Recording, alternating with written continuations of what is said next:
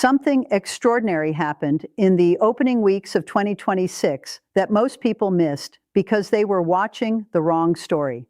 They were watching Donald Trump and Xi Jinping square off across a table, locked in their familiar trade war drama, each side rattling tariffs like weapons. But while the world's attention was fixed on that bilateral cage match, a third country was quietly being squeezed from both sides. And its response rewrote the geopolitical rulebook in ways Washington did not expect and Beijing did not entirely plan for. That country was Canada. And the man who turned an ambush into a masterstroke was a former central banker named Mark Carney, someone few Americans had ever heard of, who walked into one of the most complex geopolitical traps of the modern era and somehow walked out holding more cards than when he entered. In January 2026, after weeks of threats by U.S. President Donald Trump to annex Canada as the 51st state, Canadian Prime Minister Mark Carney stood in Beijing's Great Hall of the People, radiating cordiality toward the leaders of a country he had called Canada's greatest geopolitical threat less than a year earlier. In a meeting with Chinese Premier Li Qiang, he said that the progress that we have made in the partnership sets us up well for the new world order. It was not a great moment for the United States, but to understand why that scene was so seismic, why it sent tremors through Washington's foreign policy establishment, you have to go all the way back to where this story actually began. And that is not in Beijing, and it is not even really about trade. It is about power, leverage, and the oldest game in geopolitics, the art of the squeeze. Donald Trump came back to the White House in January 2025 with a very particular theory of the world. In his framework, the United States had been taken advantage of for decades by allies who sheltered under the American security umbrella while running trade surpluses against American workers. He was going to fix that. And his method was not diplomacy.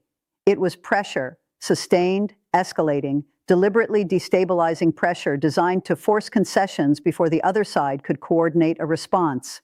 He had used this playbook before, but in his second term, he applied it with a new intensity and a new target that surprised almost everyone.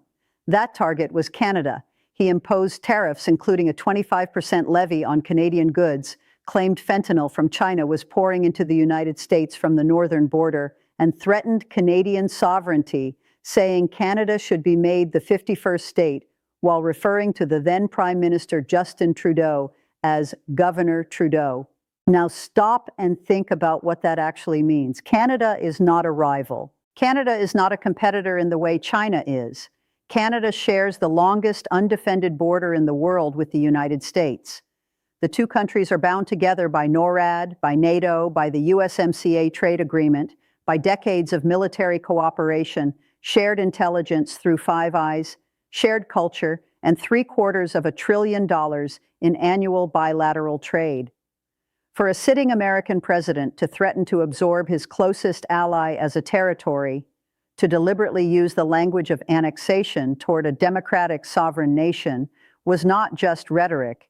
It was a calculated act of geopolitical intimidation. And it worked, at least initially. In January 2025, the Canadian Liberal Party hit a modern low of 19-point support.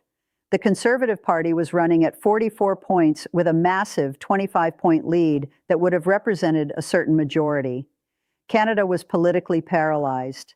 Its government was collapsing. Its economy was rattled. And Washington assumed it could dictate terms. But then something shifted. Something that Trump's team, with all their transactional instincts, fundamentally miscalculated. They forgot that when you push a neighbor into a corner, you also push them toward the exits. Trump's victory started to reverberate in Canada in ways nobody predicted. Many Canadians became angry. Visits to the United States began falling, and some boycotted American products. The nationalist backlash inside Canada was not a minor political irritation. It was a political earthquake, and it created the conditions for a man like Mark Carney to emerge. Carney is not a typical politician. He has never cultivated the retail charm of a career vote seeker. What he has is something rarer in politics, a genuine command of macroeconomics, an instinct for systemic risk, and a biography that gives him a credibility that is very difficult to manufacture. He steered Canada through the 2008 financial crisis as governor of the Bank of Canada. He then steered the United Kingdom through the chaos of Brexit as governor of the Bank of England.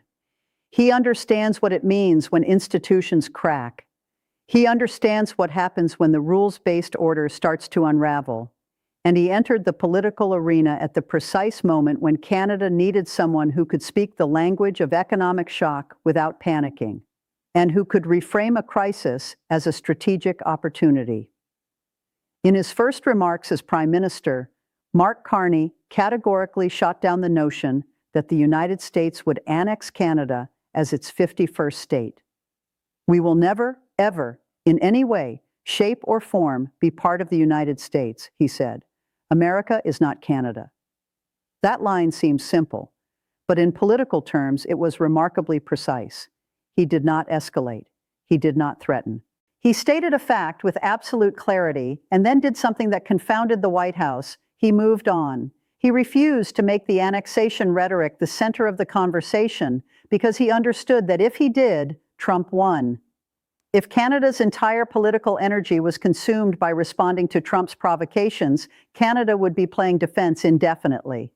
Carney chose offense. He said the economics meant Canada should not be part of the United States, and he signaled that this government would focus on building here at home, building with different partners abroad. Those were not just words. That was a strategic declaration, and Washington, consumed by its own trade war theater, was slow to grasp its implications. Meanwhile, something else was happening on the other side of the world. Donald Trump had launched his most aggressive tariff offensive against China. The numbers were staggering. Tariffs that at various points reached levels that effectively constituted an embargo on categories of Chinese goods. Beijing hit back. Rare earth export controls. Counter tariffs. A deliberate effort to demonstrate that China could create economic pain for the United States in domains where American industry had become dependent on Chinese supply chains. China's April 2025 export licensing restrictions on rare earths and magnets did not amount to a full embargo, but they showed Washington how quickly Beijing could create bottlenecks in defense, energy, electronics, and automotive supply chains. According to interviews conducted with Washington insiders, President Trump changed course on China within a single afternoon in May 2025, acknowledging the extent of China's leverage. So by mid-2025, you had a situation where the United States was fighting a trade war on essentially every front, with China, with Canada, with the European Union, with Japan, with South Korea, simultaneously. And the irony, the deep strategic irony, was that this simultaneous confrontation was doing something the geopolitical establishment had considered nearly impossible just a few years earlier. It was pushing U.S. allies toward China, not because they loved China, not because they shared China's values or its system of government, but because when you are being squeezed by your most powerful partner, you look for any door that leads out of the room. For Canada and other U.S. allies and partners, the primary impetus for deepening ties with China was Trump himself. Under pressure from a United States behaving like a predatory hegemon, these politicians felt that they had no choice but to hedge. Meeting Chinese President Xi Jinping sent a signal to Trump that they had other options and would not be subordinated into all-or-nothing allegiances or unfair trade agreements. This is the part of the story that Washington found most uncomfortable to process, because what was happening was not a simple bilateral conflict. It was a structural realignment. The United States, under Trump, was voluntarily dismantling the network of trust that had taken generations to build. And China, despite being the adversary in this drama, was benefiting, not because of any clever Chinese initiative, but because American unpredictability was doing Beijing's recruitment work for free. That scene, a leader anxious about Washington, rushing to Beijing with a newfound urgency, played out again and again since Trump's return to the White House. In 2025, the leaders of Australia, France, Georgia, New Zealand, Portugal, Serbia, Slovakia, Spain, and the European Union all traveled to China. Canada was not anomalous. Canada was the most visible example of a broader pattern. But Carney made it dramatic. The Canadian Prime Minister's approach to China was methodical and calibrated in a way that reflected his background as a central banker rather than a politician. Central bankers think in probabilities, in scenario planning, in risk-adjusted outcomes. They do not make grand gestures. They make precise moves. Carney invited Indian Prime Minister Narendra Modi to the G7 meeting in Canada to initiate a reset of ties with New Delhi that had been in a deep freeze since Trudeau alleged in 2023 that India was involved in the killing of a Sikh separatist activist on Canadian soil. Carney also recalibrated Canada's relations with China, which had been tense since Canadian authorities arrested a key official of Chinese telecommunications firm Huawei as she was transitioning through Vancouver International Airport. He was not just pivoting to China. He was diversifying Canada's entire diplomatic portfolio, India, China, Europe, the Indo-Pacific, simultaneously. He was hedging like a portfolio manager who has just realized that one of his largest positions is being run by someone with no interest in his returns. The first formal contact between Carney and Xi happened on the sidelines of the APEC summit in South Korea in October 2025. Xi Jinping told visiting Prime Minister Carney that he was willing to continue working to improve ties, noting that talks had been underway on restoring and restarting cooperation since the two held an initial meeting in October on the sidelines of a regional economic conference in South Korea. That October meeting was a test. Carney showed up, showed respect, and showed openness without making commitments that would embarrass him domestically. Xi, for his part, was offering something genuinely valuable: the restoration of diplomatic normality between two countries whose relationship had been almost clinically severed since 2018. Xi's public embrace of Carney sent a message to the top-down Chinese bureaucracy that it was okay to do business with Canada again. It was no longer in China's interest for Canada to be in the diplomatic doghouse. By the time Carney arrived in Beijing in January 2026, the first Canadian Prime Minister to visit China since 2017, the two sides had done enough backroom preparation that the visit could produce something concrete rather than just symbolism. Prime Minister Carney met with the President of China, Xi Jinping, the Premier of China, Li Qiang, and the Chairman of the Standing Committee of the National People's Congress, Zhao Leiji. After their meeting, Prime Minister Carney and President Xi released a joint statement outlining the pillars of Canada and China's new strategic partnership. Central to this new partnership was an agreement to collaborate in energy, clean technology, and climate competitiveness. But the headline that resonated loudest was the trade deal, specifically the deal on canola and electric vehicles. Canada expected China to lower combined tariffs on Canadian canola seed to around 15% by March 1, 2026, down from roughly the mid-80% range cited during the tariff dispute.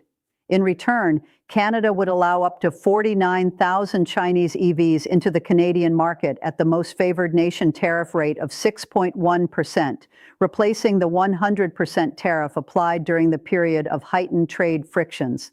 This was not just a trade deal. This was a geopolitical statement written in the language of economics, a language that both Trump and Xi understand better than any diplomatic communique.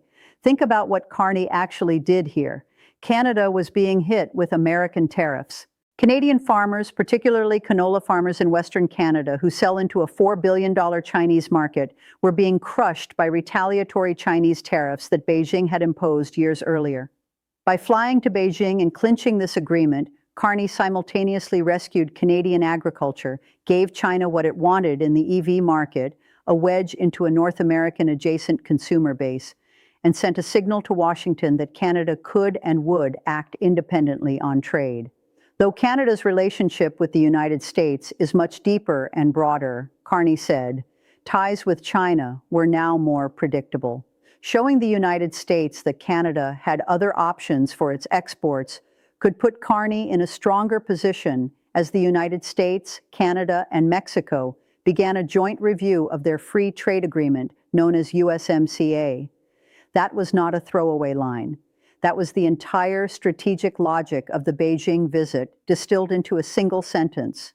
Canada was playing leverage politics, not against China, but against the United States, using China as the instrument. Washington's reaction was exactly what you would expect from an administration that was not expecting to be outmaneuvered. There was discomfort, there was frustration, there were signals from American officials that Canada was making a mistake by cozying up to a strategic competitor. But here is the thing about those complaints. They were politically hollow, because the United States under Trump had spent an entire year telling Canada that their old relationship was over, that Canada needed to pay more, concede more, subordinate more. You cannot simultaneously tell a partner that the old terms no longer apply and then complain when that partner goes looking for new terms elsewhere. You cannot threaten to absorb a sovereign country and then act surprised when that country starts fortifying its independence. When Carney met Trump at the White House in May 2025, the high-stakes talks began with pleasantries. Within minutes, Carney shut down Trump's repeated declaration that he wanted to annex Canada and make it the 51st state. Carney told Trump, "As you know from real estate, there are some places that are never for sale. We're sitting in one right now, Buckingham Palace, that you visited as well. And having met with the owners of Canada over the course of the campaign last several months, it's not for sale. It won't be for sale ever." Trump reportedly responded that time would tell, that one should never say never. But the exchange captured in miniature what the entire Carney-Trump dynamic had become. Carney was consistently calm, consistently specific, consistently refusing to be drawn into rhetorical confrontations where Trump has a structural advantage. He was using the language of real estate, of business, of transactions, speaking Trump's dialect, to shut the door on a conversation Trump wanted to keep open. When asked about stalled U.S.-Canada trade talks and when he had last spoken with President Trump, Carney replied, "Who cares? It's a detail. I'll speak to him again when it matters." He walked that back, called it a poor choice of words about a serious issue. But in that moment of candor, Carney revealed something important about how he saw his role. He was not trying to manage the Trump relationship in real time. He was trying to restructure Canada's position in the global economy so that the Trump relationship, however it evolved, no longer represented an existential vulnerability. The goal was not to win a negotiation with Trump. The goal was to make Canada less dependent on winning that negotiation. That distinction is crucial because it points to a fundamentally different theory of national security than the one that has governed Canadian foreign policy for decades. The old theory was integration, closer and closer economic and military integration with the United States, on the assumption that shared interests would always override friction. That theory worked for a long time. Under Obama, under Bush, under Clinton, even under Trump's first term, the relationship bent but did not break. But Trump's second term introduced something the old theory had not accounted for: a United States that was deliberately using economic coercion against its own treaty allies, that was treating the architecture of international cooperation not as an asset to be maintained, but as a leverage point to be exploited. Prime Minister Mark Carney called the current moment a rupture, a moment in which an old order collapses and a new one struggles to be born. That framing is important. Carney did not describe the crisis as a problem to be solved, as a negotiation to be concluded, as a misunderstanding to be corrected. He described it as a structural break, an irreversible shift in the nature of the international system. And once you accept that framing, once you accept that the old world is genuinely gone and a new one is emerging, the logic of his entire foreign policy becomes coherent. You do not double down on a relationship structure that has ruptured. You build new ones. At Davos in January 2026, Carney said there was a rupture in the global rules-based order, and that middle powers like Canada and others had to rise strategically to address geopolitical tensions. This is the concept of middle power diplomacy, and it is experiencing a revival that almost nobody predicted when Trump came back to power. The assumption in Washington was that American dominance would force compliance, that tariffs would produce concessions. That threatening the 51st state would cow Canadian politicians into softening their trade positions. Instead, what American pressure produced was a Canadian political realignment, a Canadian economic diversification drive, and, most startlingly, a Canadian-Chinese rapprochement that would have been considered geopolitically unthinkable just 18 months earlier. Canadian Foreign Minister Anita Anand described Canada's shift in tone as a completely new approach to foreign policy that is responsive to the global economic environment in which we find ourselves. That was a not-so-oblique reference to Trump and the global free trade regime that Carney has said is all but dead and buried. All signs point to Canada entering an era of realpolitik, less precious and some might say less principled than the foreign and trade policy of years past, but nonetheless focused on the bottom line of national prosperity. Realpolitik, that is the word the analysts keep returning to. Canada has always had a kind of diplomatic idealism woven into its national identity, a self-image as a peacekeeping nation, a multilateral advocate, a country that pursued values-based foreign policy even when it came at an economic cost. Carney is quietly shedding that self-image, not out of cynicism, but out of necessity. When you are simultaneously facing American coercion and economic vulnerability, you cannot afford the luxury of positioning your foreign policy around symbolism. You have to play the game that is actually being played. And the game being played right now is one of competing power blocks, of supply chain realignment, of resource competition, of technological nationalism. There may be a way for Canada to serve its interests by acting as a sort of middle ground between the United States and China. Canada is well positioned to do this because of its geographical position, but any cooperation with China will come with conditions. China is trying to condition access to senior leaders and political cooperation on respecting what China calls its core interests, including on Taiwan. That is the shadow hanging over everything. The China relationship is not simply a trade reset. It is not a restoration of the pre-2018 status quo. It comes with strings attached, subtle, patient, long-term strings that Beijing has been pulling for years in its relationships with countries that choose economic engagement over geopolitical clarity. Carney's challenge is to extract the economic benefits of the China relationship without making concessions on the security and values questions that would fundamentally compromise Canada's position as a democratic ally of the West. That balance is extraordinarily difficult to maintain, and there are critics, serious ones, who argue that Carney is already tilting too far. Under the pragmatist persona, Carney takes the world and the economy as it is, rather than what we hope it to be, which allows him to be judged on pragmatist metrics.